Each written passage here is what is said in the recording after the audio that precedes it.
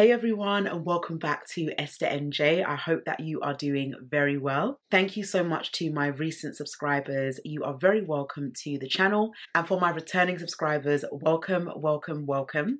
In today's video, I want to talk about accepting God's love.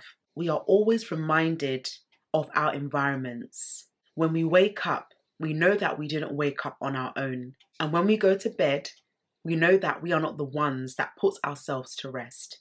It's the love of God through His Spirit that enables us to rest well as He gives us peace. Now, in today's society, we know that so much is going on. Despite what has happened in the past, what is currently going on right now, and what will happen in the future, God's love still remains. And this topic is so dear to me, because I have personally experienced the love of God. And everyone at one moment in time can look back over their lives and say, yes, I have received God's love. Whether that's through pruning, through blessings that you didn't ask for, through prayers that have been answered years later, and prophecies being fulfilled. There are so many ways God shows His love. And He does it every moment of our lives. When we wake up, He is there. When we sleep, He is there. When we are overthinking about life and what we haven't yet achieved or what we are looking to achieve, He is there. He is present. I remember speaking to one of our authors recently, and I said, when you look in the mirror, what is the only thing you see? It is yourself. Who is in that room with you? God and yourself. No one knows you the way God does. No one understands you the way God does. Yes, we've got our friends, our family members, our partners, our work colleagues, but none of them can ever compare to God's love. God's love is shown through people, but God ultimately is the source of love. In addition to the topic of love, I've just completed reading Tori Roberts' book called Wholeness, and it's entitled Winning in Life from the Inside Out. Now, this book has really challenged me. And when I say challenge, I don't mean in a negative way, I mean in a positive way. At some point in our lives, we will have to do a self-check audit. And that means looking deep within yourself and finding out those areas that need to be improved.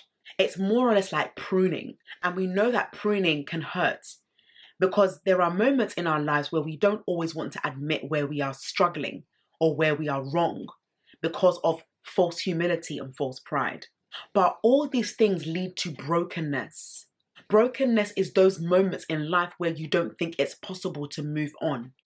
But wholeness is saying, despite me not seeing my way ahead, I can still be whole in who God has called me to be. I'm going to read a quick snippet of the book about the importance of God's love while it's testing ourselves in wholeness. Now it says here, when you have a relationship with God and with yourself that is so rich and rewarding, it will inevitably become the benchmark of what you want to achieve in relationships with others.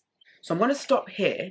When you have a relationship with God and you understand the love that God has for you, it will ooze out because of the love you have for others, and others will know that you love them. Now, when I think about my fiance, I'm so blessed to have someone that loves God and knows God. Now, because he loves God and because he knows God, I'm confident that he loves me. And this can apply to anyone in any season of life. When you know your mother knows God and has a relationship with God, you are rest assured that she will love you as a daughter. If your father has a strong relationship with God, you will also know that he will love you as a son. Because anybody that knows God intimately must know his love. And his love will give you that confidence to know that even though my world is crumbling, I can still stand on the solid rock of God's love. And therefore, the relationships that you have around you become better and not bitter. Therefore, eliminating jealousy and insecurities. Because you know God and you know his love for you is so real, you want to pass that on to other people that are in the confused state. Because there are so many people right now that are questioning God's love. The pain of the past. What am I doing in the season I'm in? Where is my future heading to? So many questions. Why did my loved one pass away?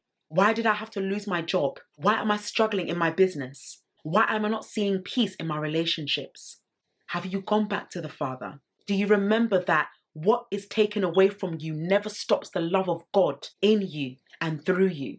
Have we forgotten that what we have are bonuses, but they are not the goals? The real goal is to know that your loving Father is so interested in you that he wants to develop fellowship and relationships with you in every area of your life. Even the areas that you don't feel qualified in, he wants to minister himself to you. It says your relationship with God enhances your relationship with yourself. This is another important point. When you know God, you therefore know yourself. But when you don't know God, you start to get clarity and approval from others. And that is dangerous.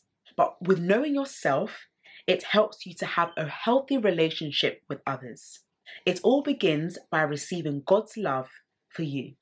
A love that communicates how much God values you. If the God who created you thinks so highly of you, how could you ever consider yourself to not be enough? And how many of us have said to ourselves, I'm not enough until I get to this level. I'm not enough until I make this amount of money. I'm not enough until I get married. I'm not enough until I have children. Where are the pressures of life coming from? Our environments, and sometimes in our own thoughts and minds. It says, even when parents and friends fail to affirm you, God's unfailing love for you speaks to your worth. You are enough, have always been enough, and will always be enough. Will you continue and change as you grow and experience greater degrees of wholeness? Absolutely. However, just because you are in process doesn't mean you aren't already enough. So you may not be at the end goal. I don't really like to use the word destination because as long as you're living and you're still here, you are on a journey. You have all that you need to journey up to the mountain of your potential. Because when one outcome is completed, it will open up a new outcome.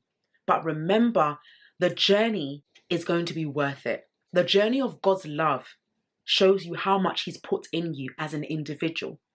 To remember that you are not your mistakes and you are not who other people say you are. You are enough. And I must say this to you again. You are enough. God's love reminds you that everything you desire, he has already done. And in other words, he has exceeded those expectations because he is able to do exceedingly and abundantly above all we can ever think, ask, or imagine.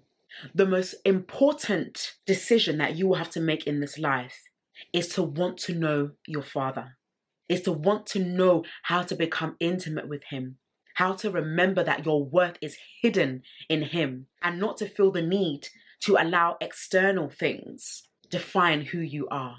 We can only desire certain things for a while, and at some point we will have to pass them on, whether to our children or to the next generation.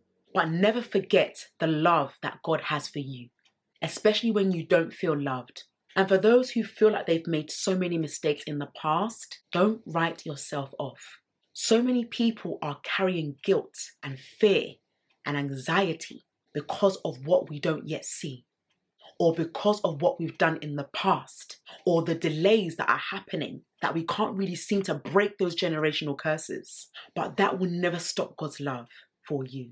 And I remember listening to a sermon recently, and the preacher said, even your enemies that you know don't like you, God still loves them. And there is nothing that you can do about it. We need to be mature and wise to know that, okay, fair enough, you don't love me, but that will never stop the love of God loving them.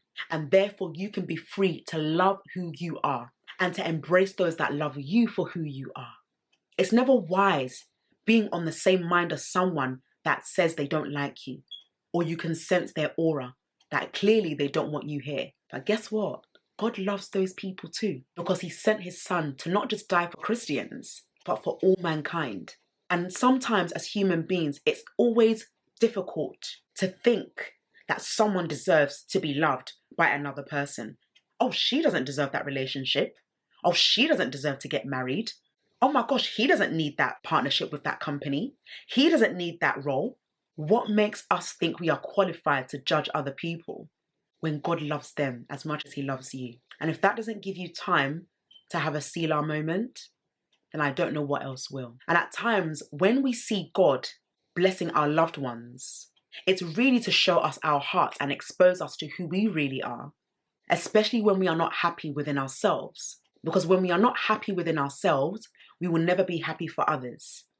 When we can't celebrate what other people have in what we desire, we cannot even celebrate. And therefore, it blocks that love that God is trying to reveal to you.